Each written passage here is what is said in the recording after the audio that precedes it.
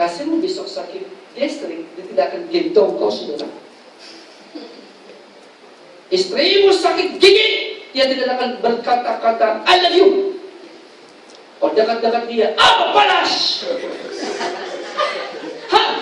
Oh, getanci kau.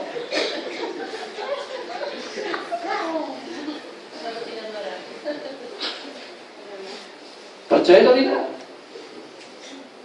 Tapi kalau ada firman di sana, sakit gigi bengkak di sini, tetap dia berkata, firman, kita bagi kakiku, terang bagi mulutku, dia sentiasa memberkati. Kau kentut, drop. Ya, kau kentut. Ibu yang ngajar itu sama saya. Sesudah aku kasihan dikasih putus pula. Laki-laki yang begini yang kurang ajar nih bertobat, karena gara-gara pacarmu kentut sejak aku kasih putus hubungan. Yang calon-calon 3 bulan akan datang lagi.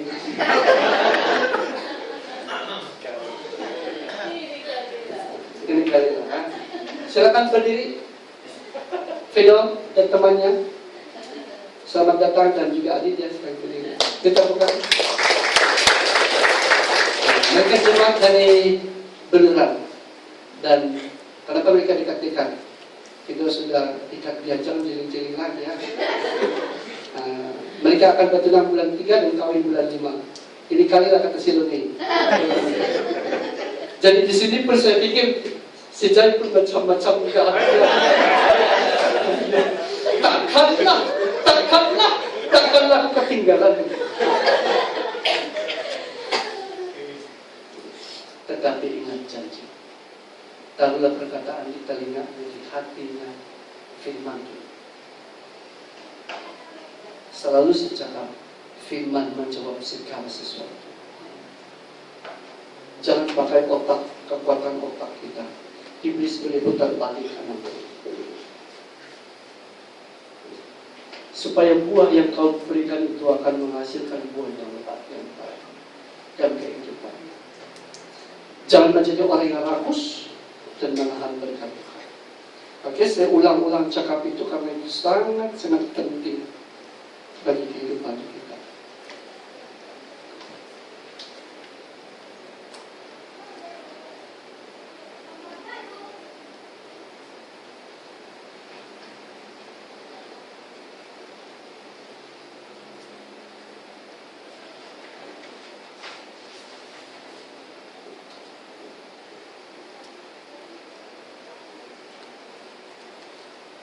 Saudaraku, ada beberapa halangan tadi yang kita sebut dalam bentuk sederhana.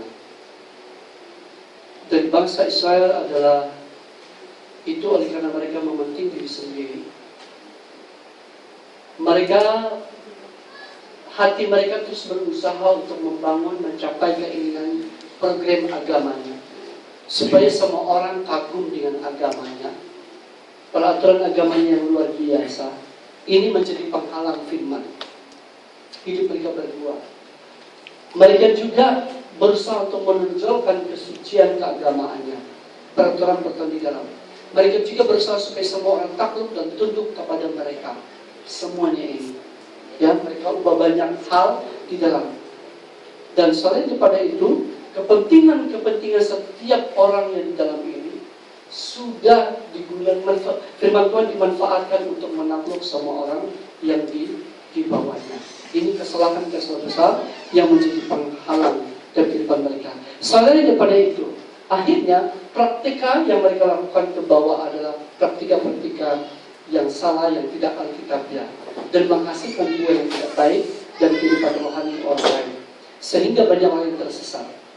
Gereja kalau disuruh tidak berpegang pada firman Tuhan, dia berusaha menarik perhatian orang-orang ini dengan metode-metode yang ada. Itu sebenarnya ajaran sesat di dalam gereja, termasuk karya-karya roh dan bentuk-bentuk ibadah yang sangat menggerak, yang dimodernisasikan, dicanggihkan supaya orang tertarik kepada gereja itu.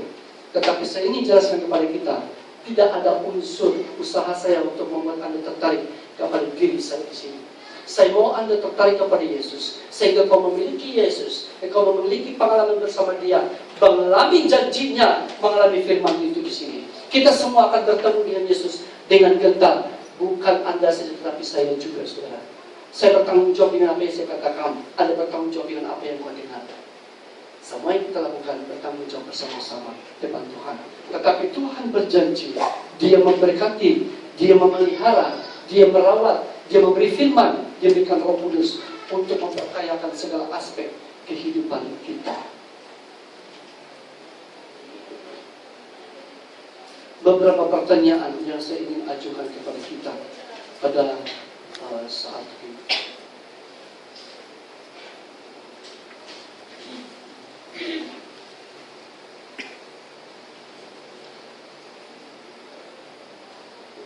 Apakah sekarang kita telah menerima Kristus dalam kehidupan kita secara lahiriah saja?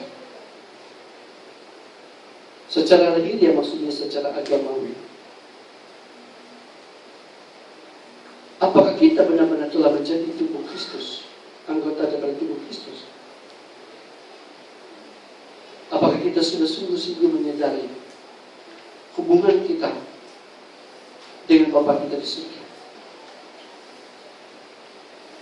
Dan apakah kita sungguh menyadari betapa istimewanya kesempatan yang diberikan Tuhan kepada kita hari ini untuk memasuki tahun yang baru dengan janji yang tidak pernah didengar dan terlihat oleh orang, tetapi janji itu sebenarnya adalah untukmu. Dan Tuhan memakai kita menjadi berkat bagi semua orang di sekitar. Sehingga dimanapun kau berada, kau menjadi berkat dan kau diberkati. Dan penutup, Tuhan Yesus mengundang supaya semua orang bertobat dan berbalik kepada Dia. Dari nats ini masih banyak yang dibahas, tetapi saya bahas secara sepintas lalu sejak hari ini. Dan Anda boleh mempelajarinya lebih dalam lagi. Kemudian bagaimana kaitan pengajaran Tuhan Yesus dalam perumpamaan ini dengan segala pengajaran yang lain. Banyak sekali, luar biasa. Tidak ada pengajaran Tuhan Yesus yang tidak saling berkaitan. Tidak ada yang berdiri sendiri, yang tidak ada hubungan satu sama lain. Semuanya berkaitan dan adalah satu, seperti Kristus adalah satu. Terakhir, apa yang ditemui oleh Tuhan Yesus dalam hidup kita pada tahun ini? Masih kita macam tahun yang lalu? Masih engkau percaya? Percaya itu yang bagaimana percaya? Percaya. Saya bersaksi di sini. Saya bersyukur ketika anak kita, adik kita, abang kakak kita, Esther, anak dari Pak George. Anak Pak George pun saya anggap dia anak saya juga. Anak Pak Dison pun anak saya juga. Sekaligus kalian juga anak saya. Ketika dia ditolak permohonannya untuk mendapat beasiswa, saya tahu di lubuk hatinya sangat hancur. Walaupun dicoba menenangkan dengan firman Tuhan, supaya dia dapat menguasai diri. Waktu kami doa kelompok pasti di tempat saya katakan sama dia, ada suatu kesempatan yang Tuhan tunda kepadamu. Sebab ada hal yang lebih berharga yang Tuhan mau engkau miliki. Sebelum Tuhan kasih engkau berkat yang besar. Saya katakan pertama, tolong siapkan dirimu, jangan engkau sombong. Rendahkan dirimu sungguh-sungguh. Sebab apa? Ketika Tuhan mengangkat engkau nanti di sini, tolong kau ingat, hidup anak Tuhan hidup oleh karena Tuhan mengangkat. Amin. Tolong kau ingat, saya bilang, begitu Tuhan angkat kau besok, tolong kau ingat, hidup kita hanya bersandar dengan Tuhan. Sekalipun dunia ini penuh persaingan, pilih kasih bagaimanapun, Tuhan akan angkat engkau ke tempat di mana Tuhan mau engkau. Bukan supaya Tuhan angkat engkau seperti yang engkau mau. Kalau kau jadi siapa suatu hari nanti, jangan lupa Tuhan yang mengangkat engkau sana untuk tujuan yang besar. Kalau engkau masih ada waktu itu, engkau tetap melihat engkau. Begitu engkau salah, saya katakan, turun dulu sekejap, sambil cakap.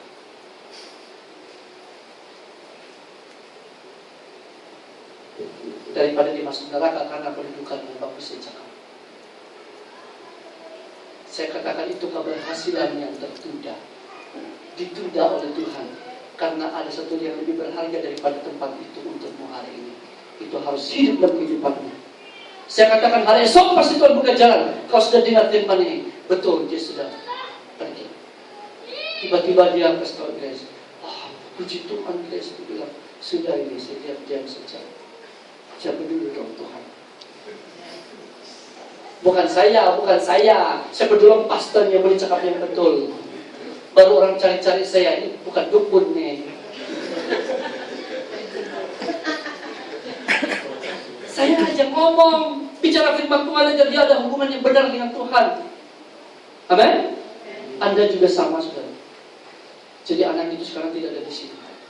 Saya sangat terharu waktu malam terakhir kami sama-sama, dia katakan, itu buat saya terharu. Saya tidak dapat mendengar khotbah pastor. Saya sedih.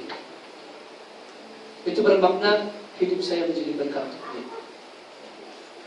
Ada orang yang sangat rindu, tetapi mereka tidak punya kesempatan. Mungkin gimana cara dia harus berkata? Saya ingin kasih tahu kepada Anda, banyak orang yang rindu menerima apa-apa dari kita. Tetapi jangan sampai kita yang menundukkan waktu mereka untuk menerima apa-apa. Seperti itu. Saya kasih contoh uncle saya, salah satu uncle saya. Tiap minggu saya pergi kunjung dia. Tidak juga dia pergi sembahyang, bagus dia ini. Tidak ada buang usaha dia pergi berdoa di gereja. Saya bilang akhirnya secara uncle saya bilang, kalau jam-jam saya bersama dengan uncle ini, uncle bagi orang lain, saya tak tahu berapa puluh saudara bertobat bilang, terus dia buka mata bersama-sama. Kata uncle satu minggu berapa jam saya bagi untuk uncle? Begitu buka pikiran, ya kan. Kenapa uncle mempermainkan masa saya, masa Tuhan tunggu? Coba uncle, kau sudah mengerti, terima firman Tuhan, bertobat, pergi ke gereja. Waktu ini saya ingin pakai untuk orang lain. Masih banyak orang yang betul-betul haus, orang yang lapar. Apa kebenaran sebenarnya? Saya pergi kunjung mereka, mereka akan segera bertobat. Uncle orang yang ikut, menjadi pohon ara yang ikut. Kau ambil semuanya, wih haleluya, bagus pelajaran kau, doktrin kau paling betul dibanding pastor yang lain, kau paling tepat. Besarlah kepala saya untuk konon. Tapi dia tidak tahu di hati saya semakin geram. Manusia seperti ini harus dipotong dan dilempar ke dalam api.